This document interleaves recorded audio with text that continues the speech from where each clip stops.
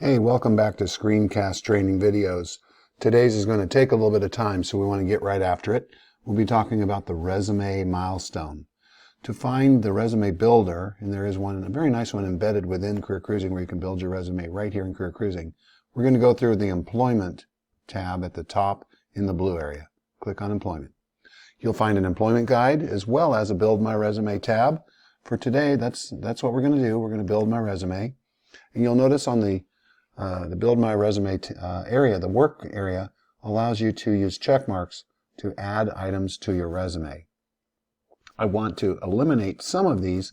For example, I might have work experience but no volunteer experience, or typical of high school students is they may not have a job while in high school, but they might have some volunteer work that they've done. So I'm going to use that example where I eliminate work experience and you'll have to list your volunteer experience. Education history is just Auburn High, that kind of thing as well. We'll enter a couple of these in a moment. You may have some awards, but you may not have any hobbies or interests. You may not have any additional information. So sometimes Career Cruising adds this back in, but you can see how you can eliminate and refine your resume.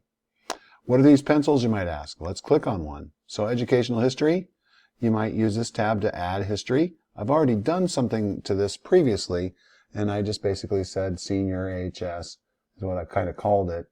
And from 2016 to present, that would be for a 2020 graduate for June 2020, entering senior year in 2019. So freshman year would be September 2016 to the present. If you click on that pencil, you can update whatever you want or add an additional experience as well. All right. To get back to that work page where you check the boxes or uncheck them, you have to continue to go back to Build My Resume all the time. And so I do that, and it's thinking. Slow computer. Yeah, taking a little bit of time here. But what you'll find is that you're after going through all of these boxes, you're going to want to go down to the bottom and make sure you add at least 2 or 3 references. I normally look for 3 references, and you're going to want to give them a name, like we'll call it person A. Well, it looks like there's a person here. I don't even know who that is.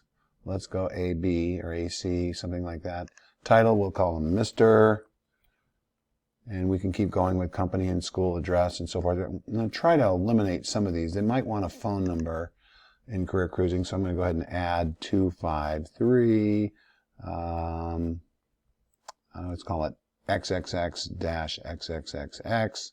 And we'll go ahead and save this and see if it'll let me save. And sure enough, it let me save.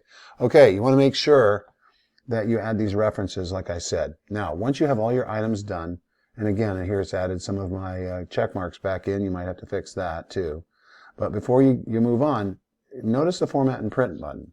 We have to save this outside of Career Cruising before we can bring it back in and actually work with it and notice that it's there. Sounds odd, but that's what Career Cruising does. Format and Print. First, you can choose your resume style. And I'm just going to choose the typical one here, and I just click on that there. You can adjust your order of the items that you have in your resume, and you can save the order, for example. You can even preview your resume, what it might look like ahead of time. But for our purposes now, we want to move ahead. We want to go ahead and export the resume and be able to print it, work on it, and then bring it back in refined or polished through the Word document program or whatever it is you're using. So I'm going to use Microsoft Word to save it. I'm going to save it outside of the computer. My computer here is a little bit slower. So if I look for Windows users, that's what I'm using right now. You can do the same with Google Chrome, with your Google Drive and whatnot, using Google Docs. So let's go ahead. It says right-click on the above. So I'm going to go ahead and right-click, and it's going to want me to save this link as something. So I'm going to click on Save Link As. And you'll notice now I've got my typical organization of files from a normal PC. And I'm going to go ahead and save that today to my desktop right here. And as you can kind of see, I've already added Joe's resume in here previously. So what I would do is I would just change this to Joe's resume here, or Joe resume, blah, blah, blah, like that. And I would go ahead and hit Save, and it would save it up in this spot here. So let's assume it's been saved, so I'm going to cancel that. I've already saved it. All right? So once you've saved it, you have to go out and find it and actually add it back into Career Cruising. It's crazy, but that's what they have you do. So let's go up under My Plan, under your name, And you're going to want to go down to My Goals and Plans. Click on My Goals and Plans, and you've got several areas here to which you want to kind of do something. Well, this one here says record your career planning activities like job shadows. Obviously, resume is going to fall in that as well. So we're going to click on career planning activities. And we're going to want to add that resume back in by clicking on add an activity. So when we add it back in, we have to select what it is. So the first line is under activity. Scroll down till you get to complete or update resume. Click on that. You might want to give it a title, Joe Resume. Type better here. Okay. Start date, end date. We've already kind of seen what that was. We talked about September, and that would be 2016 to present. Way down at the bottom. Okay. And now we're going to have to go ahead and attach a file. And in this case, I'll click on Attach File, and I need to go back out into my desktop here and find Joe Resume. And sure enough, there it is there. And we will click Open, and it will load it as soon as I go Save. Let's go Save, and there it goes uploading.